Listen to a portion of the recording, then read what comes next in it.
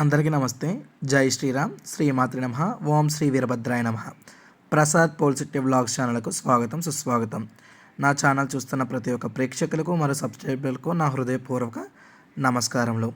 ఈ వీడియో దేని గురించో మీకు వీడియో థంబ్నెయిల్ చూడగానే అర్థమై ఉంటుందండి. ఈ వీడియోలో 3 పార్ట్లు అయితే ఉన్నాయండి. 1 సర్వదేవతామూర్తికి అభిషేకము, 2 శివపార్వతి కళ్యాణము, 3 సత్యనారాయణ వ్రతము.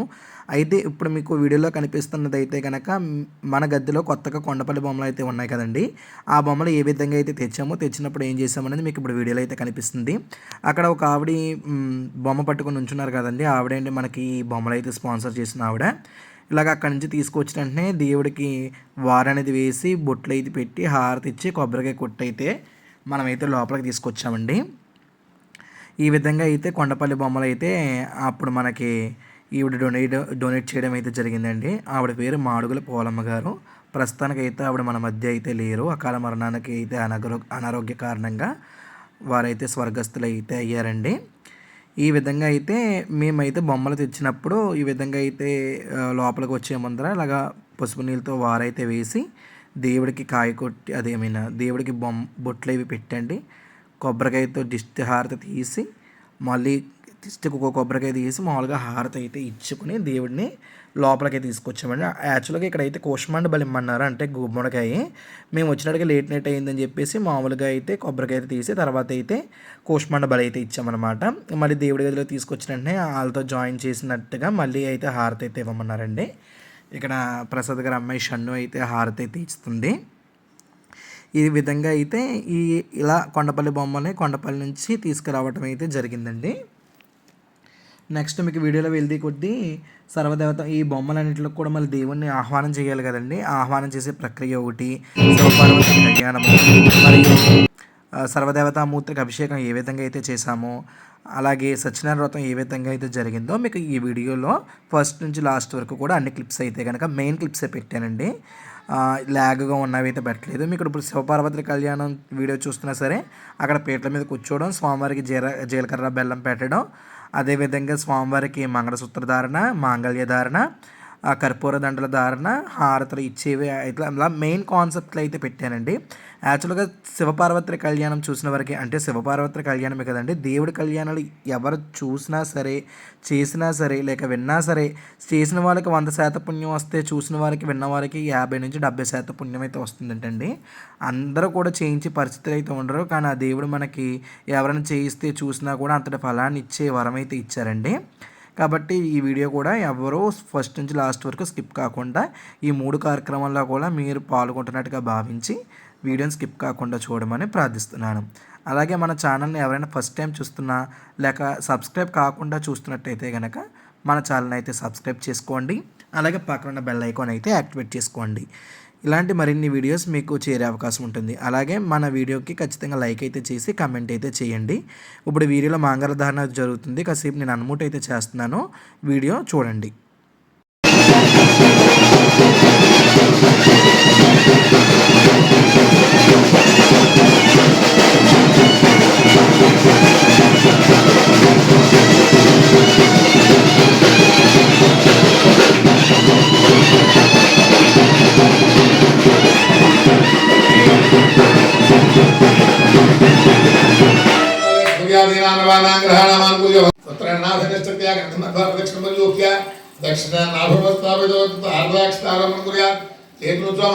ఒకరి దోశ ఒకరు చేయబెట్టమను పైసా ధన్యా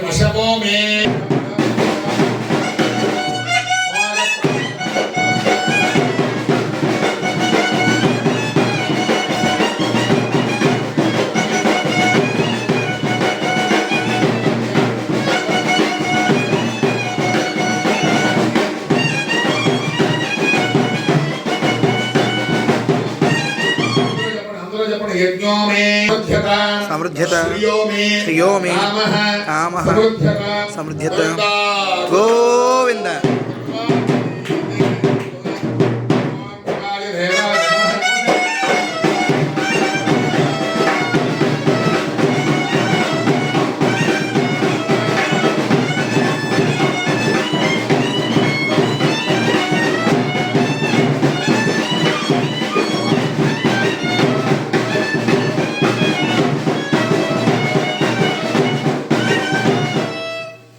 చక్కటి శనవేశం చూశాం.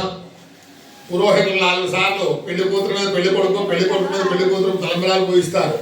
దాంట్లో 4 అర్థం ఏంటి అంటే ప్రజామేకామ సమృద్ధ్యతాం, ఇతరం కూడా జరగబోయేటువంటి సంసారం. చూసారు కదండి, ఇలా కళ్యాణంలో అలాగా మెయిన్ అయితే పెట్టానండి. మీకు మహా అయితే 5 మినిట్స్ అయితే అన్మ్యూట్ చేసి ఉంటాను. ఈ 5 మినిట్స్ మీకు ఖచ్చితంగా అలా చూసినట్టయితే కనుక మన మనసులో అనుకున్న శుభ్రమైన కోరికలు అయితే నెరవేరుతాయని ఒక థీమ్తో అయితే నేనైతే పెట్టానండి. అందరూ కూడా ప్లెజెంట్గా అయితే కళ్యాణం చూసుంటారని చెప్పి భావిస్తున్నాను. అలాగ మెయిన్ పార్ట్ అని పెట్టానండి. మీరు ఇప్పుడు చూసినట్టయితే స్వామివారికి మనం ఫస్ట్గా జీలకర్ర బెల్ల పెట్టడం, మాంగళ్య ధారణ, అలాగే ననపూసల ధారణ, తర్వాత అయితే తలంబ్రాలు వేసుకునే విధానం. ఇప్పుడైతే కర్పూర దండలు అయితే వేస్తున్నారండి, చిమ్కి దండలు అంటారు కదా అవి. తర్వాత స్వామివారికి ఇచ్చే మంగళహారతి. ఇలా మెయిన్ అన్నీ కూడా మరి వీడియో అయితే ల్యాగ్ అవ్వకూడదు అని చెప్పి దృష్టిలో పెట్టుకోనండి.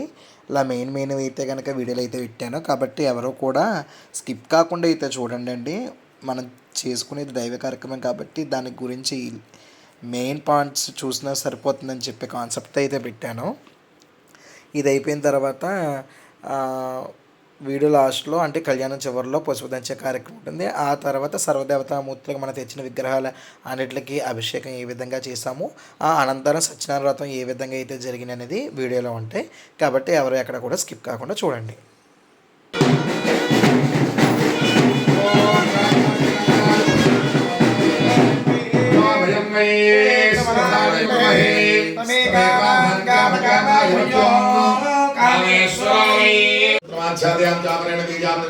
కూర్చోండి.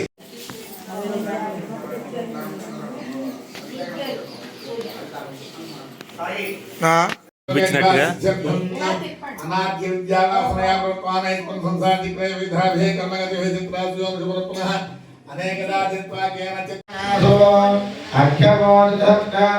అనేకదా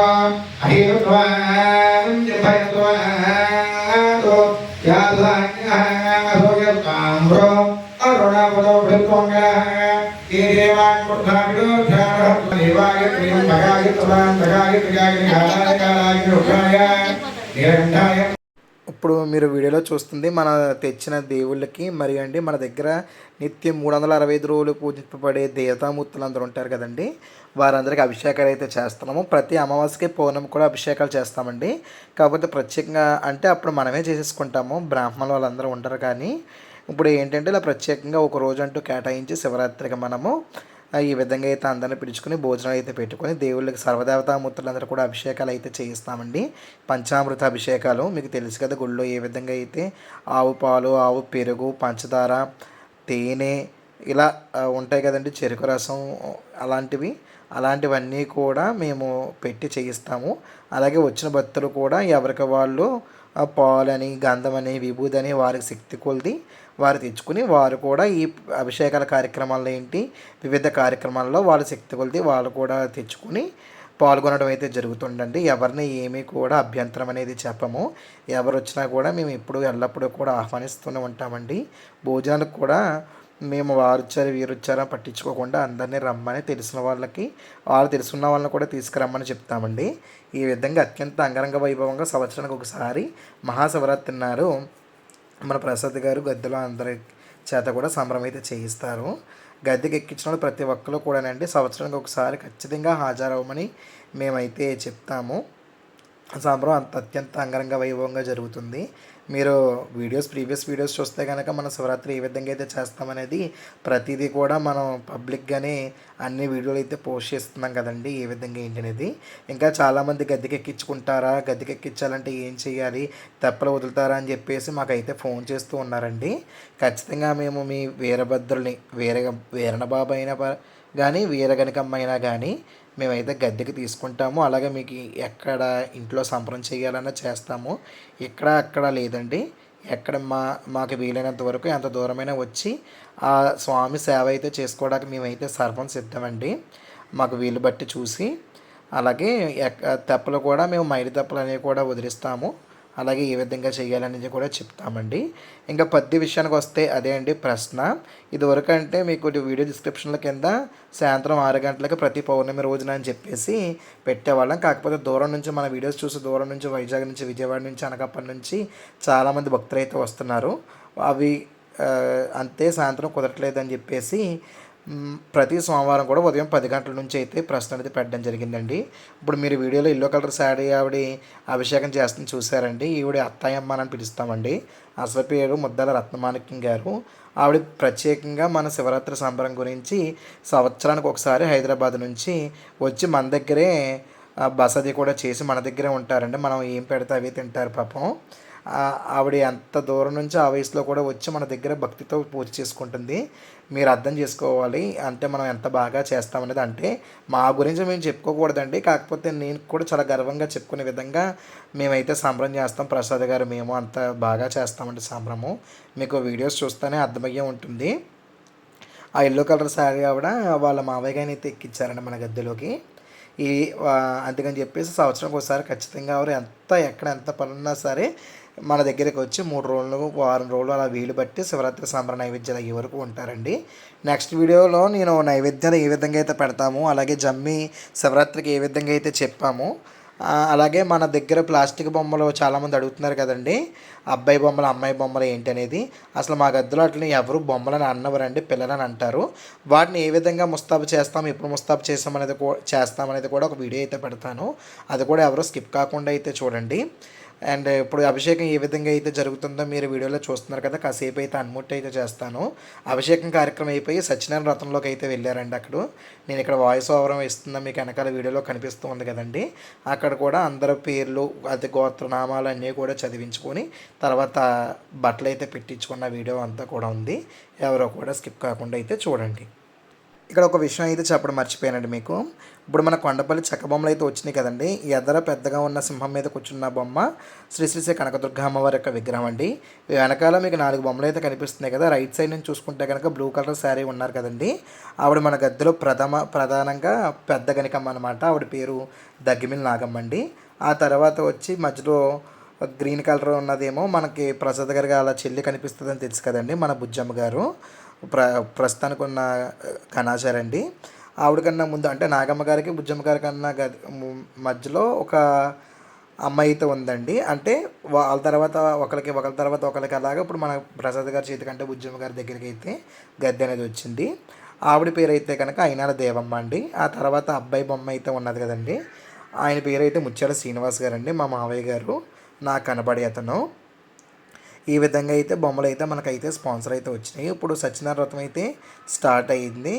అది కూడా మెయిన్ పార్ట్స్ అంటే కథలు ఉంటాయి కదండి. కథల్లో చివరిగా ఉండే భాగంలో హారతి ఇచ్చే సమయంలో గోవిందాన్ని పలుకుతారు కదండి.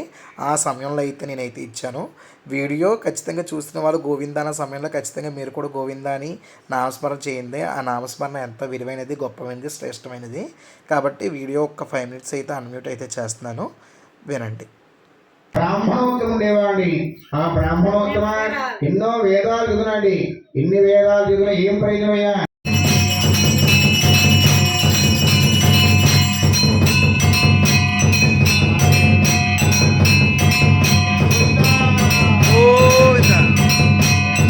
సత్యనారాయణ గోవింద గోవింద. అపరాధ బయట చూపించేలాగా క్రియంతే మయాదేవ దాసోయం పరమేశ్వర రమాసహిత నీలవంకర సత్యనారాయణ స్వామి నమః సర్వాపరాధ క్షమిమా.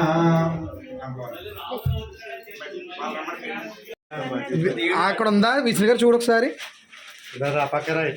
వస్తున్నాను బాబు, ఫ్రేమ్లో పడ్డారులేండి బాబా. ఆ టైం వచ్చేస్తుంది మధ్యలో.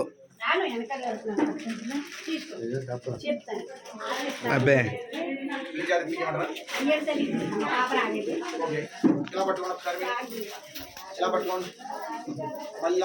పూజ అయిన తర్వాత అత్తింటి వాళ్ళు అయితే బట్టలు పెట్టించుకోవాలి కదండి. ఇక్కడ అశ్విని గారు వాళ్ళ అంటే ప్రసాద్ గారి వైఫ్ గారి పేరు అశ్విని గారండి. వాళ్ళు పుట్టింటి వాళ్ళు పెట్టాలి, కానీ వేరే కారణం వల్ల వారు దర్శించి రాలేనంత కారణంగా ప్రసాద్ గారు అక్క బావ పెడుతున్నారండి.